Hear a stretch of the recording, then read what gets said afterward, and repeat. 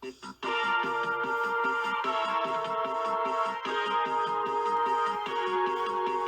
from the very start, Bobby Orr was special.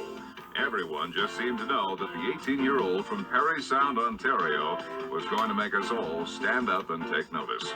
Robert Gordon Orr came into the National Hockey League in 1966 with more fanfare than any player in the history of the league, with a record-signing bonus and the hopes of a city starving for a winning hockey club resting squarely on his shoulders.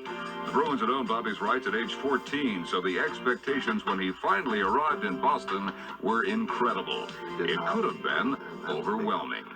The Bruin club itself made it easy for me. You know, I played a style that not many defensemen played. I like to carry the puck. I was an offensive defenseman, and they could have said, hey, we want you to change your style. If you're going to play in the pros, you have to change your style. They did not do that. They let me go, and you know, that was a big help to adjusting to NHL play and have to change my style would have been very, very difficult. And they did not ask me to change, so that was a big plus for me. But Orr was not without plenty of opening night jitters against Detroit in October of 1966. I think I was in the rink 3 hours before the game. When I skated on the ice, my legs felt like rubber. I didn't think I was going to be able to stand up. The nervousness apparently didn't last too long for number 4, as he went on to win the Calder Trophy in 1967 as Rookie of the Year.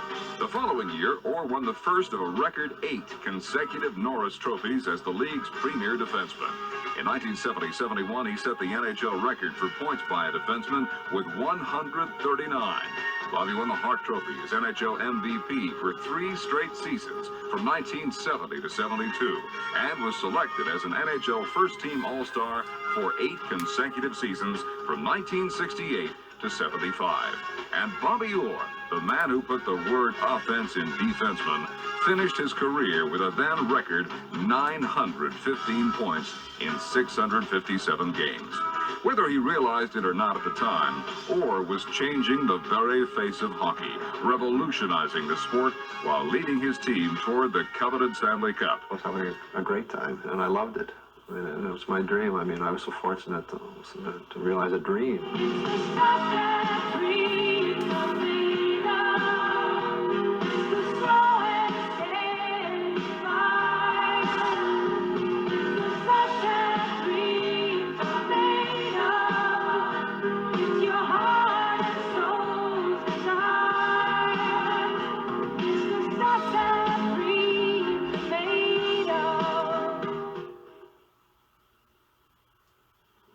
This general manager, Milt Schmidt, pulled off the deal and steal of the century in 1967 that brought Phil Esposito, Ken Hodge, and Fred Stanfield to Boston from Chicago. The Bruins began to set their sights on Lord Stanley's Cup, with Orr and Esposito providing the Bees with one of the most potent 1-2 offensive punches in the history of the league. Cup fever hit the hub in 1969-70, and on May 10th, 29 years of hockey suffering ended in one historic flight.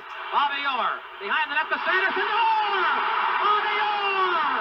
Scores in the Boston Bruins! Have won the Stanley Cup! As the big bad Bruins of the early 70s were winning 2 Stanley Cups, Bobby Orr's legend was growing.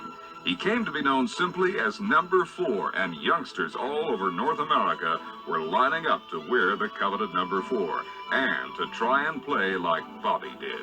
There's no question the professionals encourage the kids that are coming along the way they might play, so I don't think there's any question that because of the way I played, you know, I might have encouraged some kids that were playing minor hockey. Hey,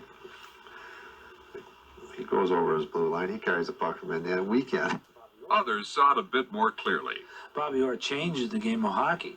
He made it wide open, defensemen up the ice like Paul Coffey now. I mean, Bobby Orr, to me, was the greatest player that ever played. I don't think there'll ever be, nor can anybody argue the fact that Bobby Orr was the greatest hockey player to lace on a pair of skates. I think I televised and broadcast every game that Bobby Orr played, so I'm a little bit biased in that regard, but there's no question he's the best I've seen, and of course he revolutionized hockey as far as defensemen are concerned.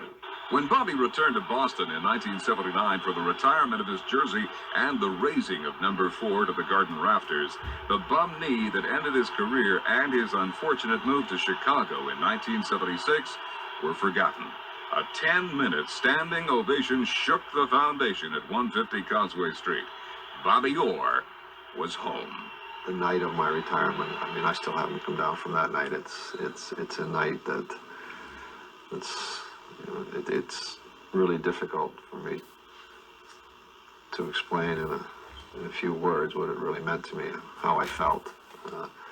As I said earlier, the fans have been fantastic to me, and that entire day, I mean, from receptions, the State House, and I walked in before the game, and I don't think there was anybody that they missed inviting, my friends, people that I knew. I mean, it was fantastic. And then the retirement itself was